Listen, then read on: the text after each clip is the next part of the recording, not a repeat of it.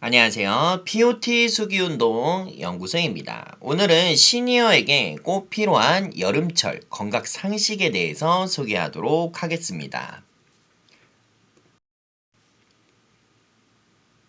여름철에는 높은 기온과 습도로 인해 다양한 건강 문제가 발생할 수 있습니다. 특히 어르신들은 체온이 조절이 떨어져 더위에 더욱 취약하기 때문에 평소보다 건강 관리에 신경 써야 합니다.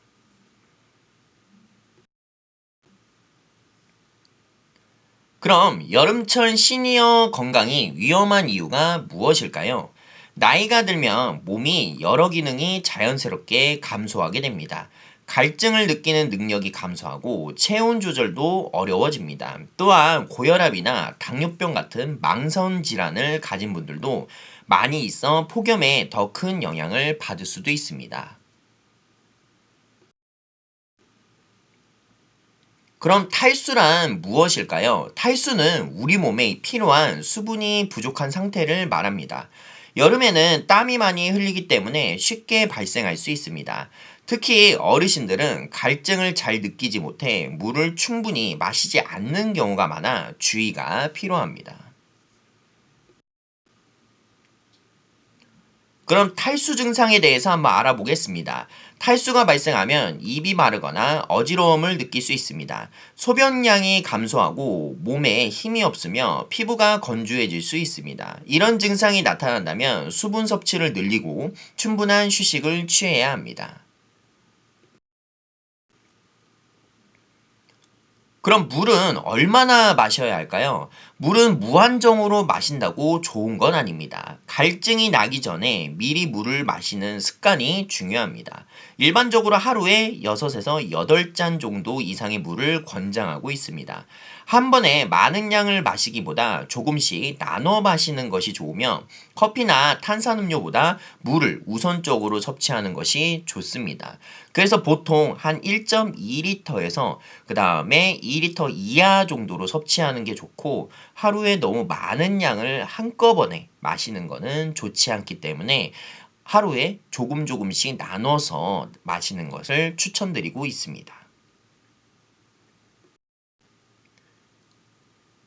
그리고 열사병이란 무엇일까요? 열사병은 정말 중요한 부분인데 열사병은 체온이 과도하게 상승하여 체온 조절 기능이 제대로 작동하지 않는 매우 위험한 응급 상황을 말을 합니다. 적절한 조치를 하지 않으면 생명까지 위험을 할 수 있기 때문에 반드시 주의가 필요하고 충분한 휴식과 그늘진 곳에 있으면서 온도를 낮춰주는 습관이 중요합니다.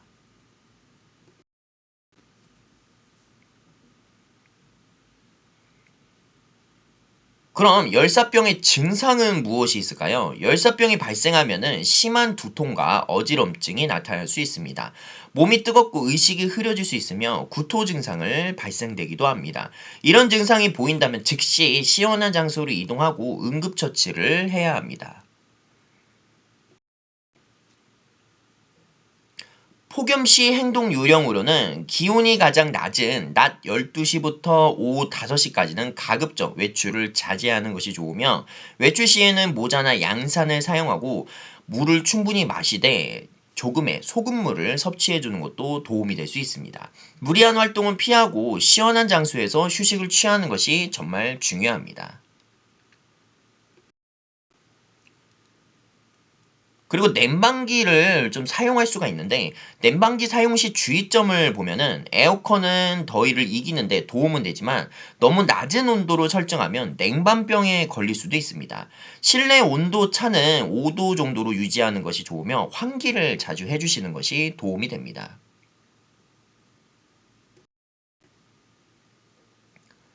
그리고 여름철에 또 발생될 수 있는 게 바로 식중독인데 더운 날씨에는 음식을 쉽게 상할 수 있습니다. 식사 전에는 반드시 손을 씻고 음식은 충분히 익혀 먹어야 합니다.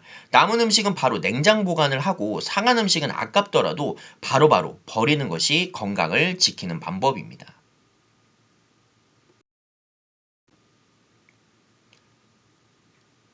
여름철 추천 음식으로는 수박과 참외, 오이, 토마토 같은 제철 과일과 채소는 수분과 비타민이 풍부합니다. 여름철에는 이런 음식을 충분히 섭취하여 체내 수분을 보충하고 건강을 유지하는 것이 좋습니다.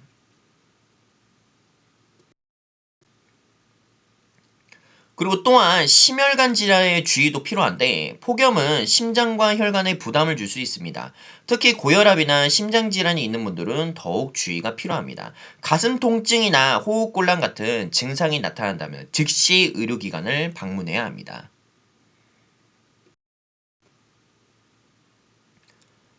여름철 걷기 운동 방법입니다. 여름에도 운동은 쉬우면 안 됩니다. 운동은 건강에 좋지만 너무 더운 날씨, 그 시간대에는 위험할 수 있습니다. 아침 일찍 해가 진 저녁 시간에 걷기 운동을 하는 것이 좋으며 운동 전후에 충분한 수분은 섭취하는 것이 좋습니다.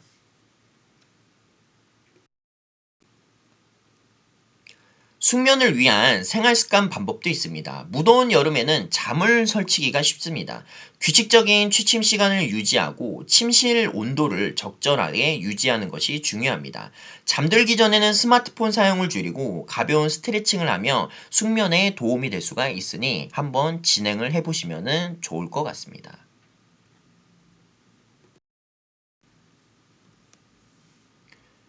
그리고 발 관리에도 우리가 여름철에 건강을 지키는 핵심 포인트 중에 하나입니다. 발은 우리 몸을 지탱하는 중요한 부위입니다. 여름철에는 땀과 습기로 인해 피부 문제가 발생할 수 있으므로 발을 깨끗하게 관리해야 합니다.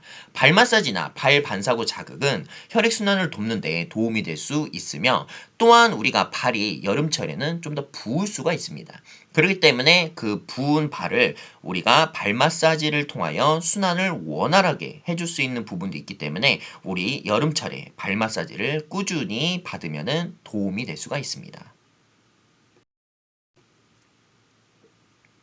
응급상황 시 대처법입니다. 여름 열사병은 의심될 경우에는 즉시 그늘이나 시원한 장소로 이동하고 옷은 느슨하게 하고 시원한 물을 수건으로 몸을 식혀줍니다. 그리고 의식이 없거나 상태가 심각하다면 즉시 119에 신고하는 것이 좋으며 평소에도 우리가 낮 시간에 너무 더운 시간에는 돌아다니지 않는 걸 추천드리고 잠깐 우리가 야외에서 걷기 운동을 할 때도 그늘에 충분히 쉬면서 걷기 운동을 진행을 해주시면 도움이 됩니다. 그리고 또한 가방에 물을 챙겨서 소금과 물을 챙겨 우리가 걷기 운동 시에 자주자주 조금씩 먹어주는 방법이 또한 도움이 될 수 있으니 그 점을 참고해 주셔서 여름철 우리가 건강을 상하지 않도록 주의가 필요합니다.